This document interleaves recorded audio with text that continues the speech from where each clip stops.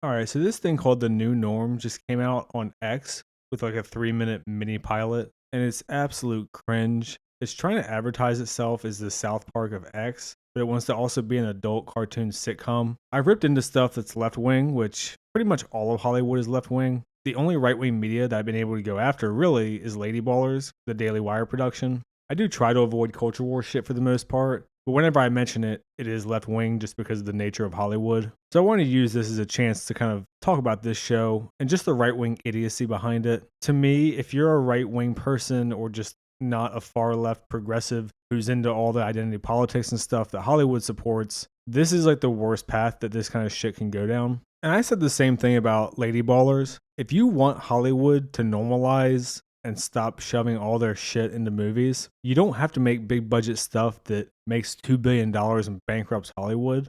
You just have to make good stuff that takes a chunk out of their revenue and the attention that they're getting. So I'm going to try to play some clips from this. I don't know how dickish they're being with copyright, so we'll see. Ah! What's that? Progress. It's the new norm. So you can see right away, we have the animation that's pretty much like the standard adult cartoon animation now. And we get like a generic Bud Light joke. This little pilot thing features Dave Rubin, Larry Elder, JP Sears. If you don't know who they are, Dave Rubin used to work for the Young Turks. Now he's libertarian, I think, but he's definitely on the right now. Larry Elder is an older black conservative. He actually ran against Gavin Newsom in California when Gavin Newsom got recalled. He's a pretty standard conservative, I would say, as far as like the talking points that he uses. And then JP Sears, I don't really know much about his actual political beliefs, but he does a bunch of comedy skits and shit. The ones that I've seen are pretty funny. And this is something that even people who are apolitical will pick up on. I mean, obviously, this is just egregious. It's not funny. There's a laugh track after every sentence. But even if you have a decent show, if the politics drown out the quality of the show, people lose interest. And we don't really get to see this from the right very often because right-wingers are either quiet about their politics or they just don't create much, at least in the world of TV and movies. Obviously, you go into books, maybe it's different, I don't know. But even with that said, you know, political fiction is a genre. Like 1984, Brave New World, The Giver, Fahrenheit 451. These are all classics that are highly political. And I think you can get away with it in that context because you're not presenting as a comedy show. You're presenting as political fiction. Sometimes people call it contemporary fiction, whatever. There's a whole bunch of subgenres that you can get into. But the most important thing is going to be, is the story and characters compelling? And we see right away from this shit, the answer is no. Well, I got house arrest. You're the one who threatened the school board. I gently suggested Yelled. they stop brainwashing my daughter that girls aren't girls and men aren't men.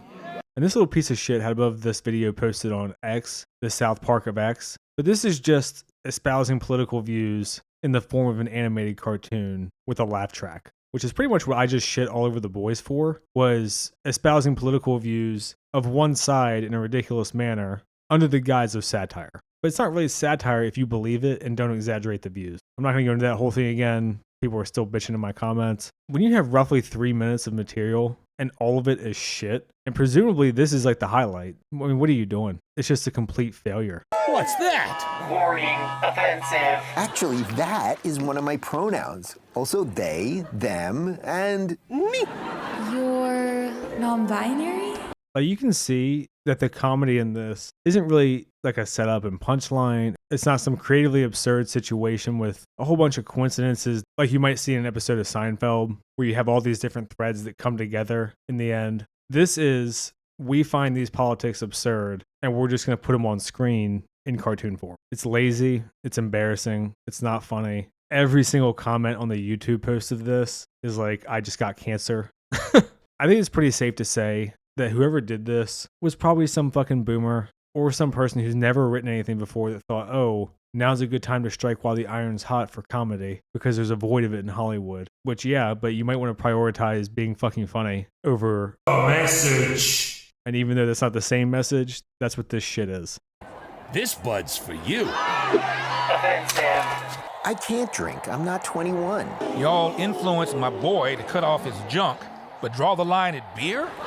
Again, just espousing what they actually believe and the actual arguments that they would make in a political debate. It's mind-boggling to me that this got made. I can't believe anyone thought this was a good idea. Did anyone laugh when they were actually recording this? Or were they all just fucking irate, spouting off their beliefs in the studio and then throwing it behind a cartoon? It's fucking weird. It's shameful. And if the non-far left ever wants to get mainstream media back to somewhat moderate views, they're gonna have to learn to prioritize fucking stories. Messaging should probably be like 10th on the list of priorities when you're telling a story. The plot, the characters, the world building, internal consistency, all that stuff should take way more precedence to any kind of story you're telling to what are my politics and how can I jam them into this shit. Again, right here, more blatant political references. This is that trans military leader person, the guy who I think was in charge of nuclear regulatory commission or something, is the bald trans guy that got caught stealing suitcases. The one on the left, I'm not sure. You know, the concept of this actually could be okay. The idea of a traditional conservative